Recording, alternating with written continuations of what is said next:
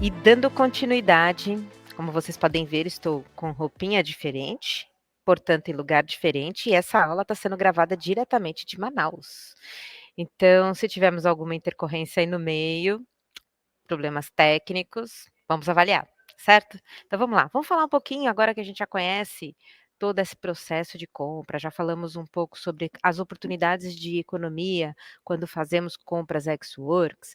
Vamos falar um pouco mais sobre as modalidades de embarque que nós encontramos.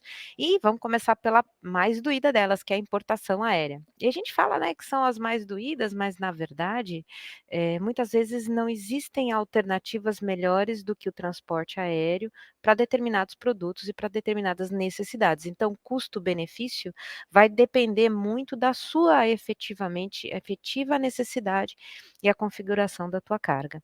Então, quais são as vantagens que estão por trás de uma importação aérea, né? Nós temos uma rapidez, segurança e muitas vezes nós conseguimos manter um rastreamento em tempo real. A gente sabe que um voo vai sair de determinado ponto para outro determinado local e a gente consegue rastrear em tempo real essa chegada desse produto e muitas vezes para insumos na indústria farmacêutica, para a questão de transplantes de órgãos, enfim. Esses são tipos de operações em que, se não tivermos como contar com a rastreabilidade e a pontualidade da importação aérea, eles não seriam possíveis, né. E as desvantagens, temos um custo elevado, lógico, nós estamos trabalhando com um transporte que tem uma periculosidade agregada, a gente tem restrição de peso e volume, procedimentos alfandegados mais rigorosos. Então, quando nós falamos em transporte de carga aérea, nós sempre vamos pensar que o frete, em comparação ao marítimo, ele é mais caro. Puxa, Alessandra, mas quanto mais caro ele pode parecer? Nós já chegamos a alguns estudos que é até 10 vezes mais caro do que o marítimo. Mas, como a gente falou, não existe como precificar o custo de um transporte se você não observar a necessidade dele e a sua limitação. Então, por exemplo, nós aqui gravando de Manaus, nós sabemos que a maioria dos nossos transportes a partir daqui, eles são preferencialmente executados em voos de passageiros. Então, existe uma limitação pela altura e peso de cada volume que vai ser colocado, eh, na barriga do avião, aonde nós não vamos conseguir, por exemplo, levar uma carga de mais de 1,5 m na altura, com mais de 300 quilos por volume, porque esses nossos aviões não vão ter possibilidade de comportar. Então, falando um pouquinho sobre, as questões dos transportes, as desvantagens são essas limitações e o seu custo. Cálculo do frete aéreo. O frete aéreo, ele é calculado com base no peso ou volume, o que for maior, igual no marítimo. Só que nós temos uma conta diferente, né, porque no marítimo, nós sabemos que uma tonelada é exatamente igual a 1 m3. E como que eles chegaram nesse número lá no marítimo? Chegou-se nesse número usando a medida de um container, aonde um container cabe 30 toneladas ou 30 m3 de água. Já no aéreo, isso não funciona assim. As aeronaves, elas vão carregar em torno de 50 toneladas de carga.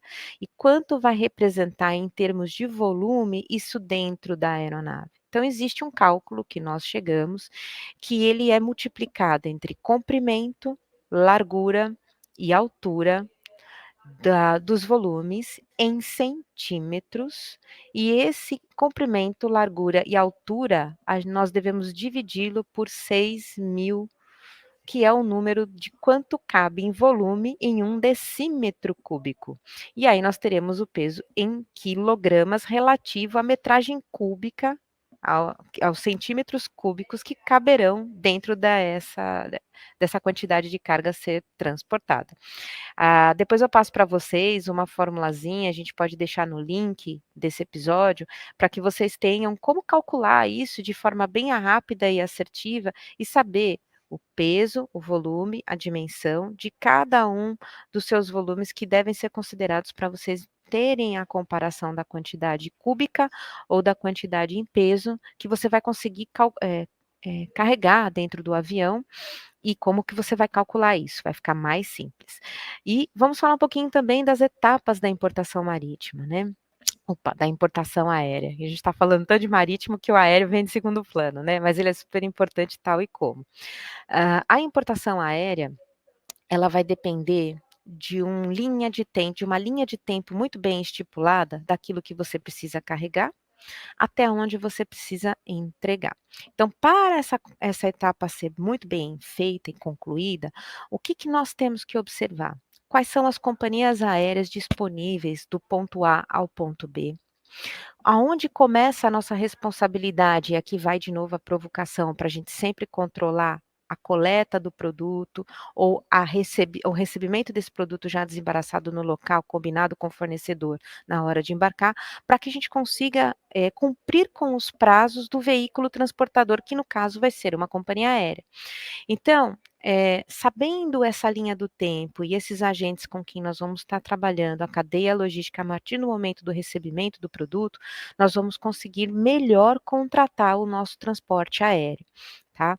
Então, sabemos da onde vamos embarcar, sabemos aonde nós vamos entregar, sabemos o tipo de produto que nós vamos estar utilizando como, no meio de transporte, e em cima disso vamos pensar em qual seria a melhor companhia aérea para fazer o transporte do nosso produto. Existem companhias aéreas das mais diversas, existem companhias aéreas que vão carregar apenas passageiros e aí obviamente que podem também carregar carga, mas a sua principal atividade é de passageiro. Esses voos nós chamamos de PAX, que é aquele misto entre passageiro e cargueiro. Nós temos transportes que vão ser preferencialmente de carga para cargueiros, ou seja, não vai ter gente misturada junto com carga, né. Então no manual IATA nós chamamos eles de Cargo Aircraft Only ou CAO. Essas aeronaves são as utilizadas principalmente para carga restrita. É óbvio que quando nós tivermos um tipo de produto, nós vamos ter que saber classificar esse produto, para saber quais são as exigências daquele carregamento, e são várias variáveis que vão entrar aí nessa equação, para a gente determinar, aonde nós podemos carregar esse tipo de produto restrito. A preparação da carga ela é super importante, antes até mesmo da gente definir a contratação do nosso transporte. Então, se nós vamos transportar uma mercadoria perecível, se nós vamos transportar uma mercadoria que ela vai trazer uma certa periculosidade, uma vez de estar em um transporte aéreo, vai sofrer pressão, vai estar num lugar menor, vai ter várias coisas que nós não temos como controlar, então, essa preparação de carga ela se torna super importante. Então, por exemplo, vamos transportar uma mercadoria em que ela tem, a necessidade de carregar gelo seco, ou seja, pode ser um produto, um insumo para algum tipo de, vamos supor, de produtos que a gente vai trabalhar na indústria farmacêutica, que precisa ter um certo acondicionamento por questões de temperatura. Então vamos pensar no seguinte, vamos ter que colocar gelo seco para que esse produto chegue em algum determinado ponto. Muito bem, esse gelo seco, quando a gente adiciona no nosso produto, ele transforma aquele item em uma carga perigosa, porque o gelo seco, ele solta gases, esses gases, eles podem ser, podem trazer um comprometimento na saúde de quem está manuseando essas caixas. Então, o preparo das cargas das caixas aí são extremamente importantes para que a gente consiga vencer a etapa de aceite desse tipo de produto nas companhias aéreas. Já para as cargas normais, a restrição é menor, mas elas também têm que ser observadas pelos tipos de aeronave que nós vamos estar transportando. Então, dependendo do tamanho da nossa caixa, dependendo do tamanho do nosso volume, se ela vai ser muito comprida, se ela vai pegar 2 posições de pallet ou mais, se ela vai poder ser empilhável ou não. Tudo isso pode trazer riscos também para a aeronave e isso tudo pode complicar na hora, da escolha e da contratação do transporte como transporte aéreo. O desembaraço aduaneiro, ele está intimamente ligado ao transporte aéreo, uma vez que 100% da carga, ela vai passar por dentro de um recinto alfandegado, ela pode tanto ser desembaraçada fora do aeroporto, e depois transportada em trânsito aduaneiro, mas sempre vai haver uma fronteira ali para cumprir com as obrigações de alfândega, para que a mercadoria ela entre ou saia do país. E também por conta até das questões aí que foram implementadas dos códigos de segurança desde o 11 de setembro de 2001, aonde os protocolos ficaram cada vez mais restritos para as mercadorias poderem transitar livremente entre os aeroportos, tá certo? Quando a carga chega no seu destino, obviamente, nós temos que pensar na retirada dela. Então, nesta etapa de importação aérea, não só temos que pensar em como embarcar, em como transportar, em como fazer toda essa questão logística, mas no momento que ela chega num determinado ponto que você determinou, como retirar esse produto da onde ela está e levar para o seu destino final.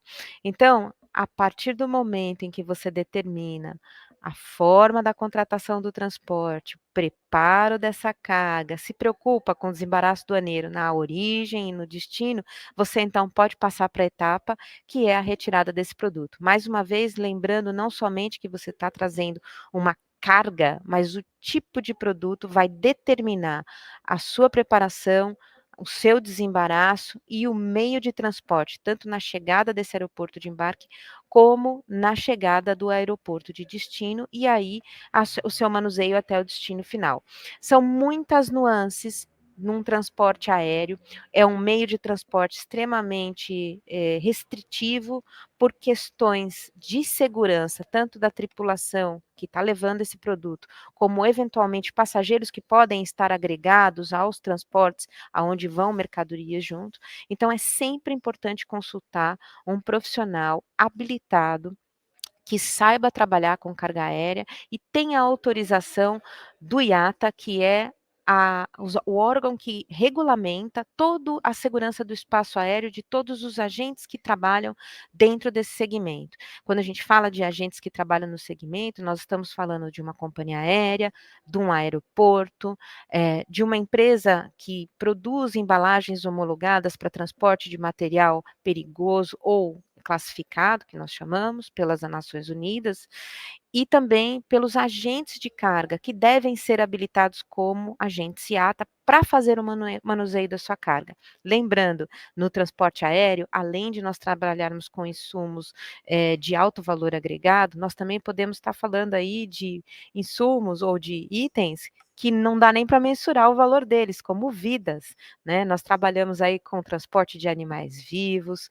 com a parte da agroindústria, que são os perecíveis, e dos princípios ativos e até mesmo órgãos, quando a gente tem aí transplantes, né, em todo mundo que isso acontece, transporte aéreo, ele é fundamental nessa hora.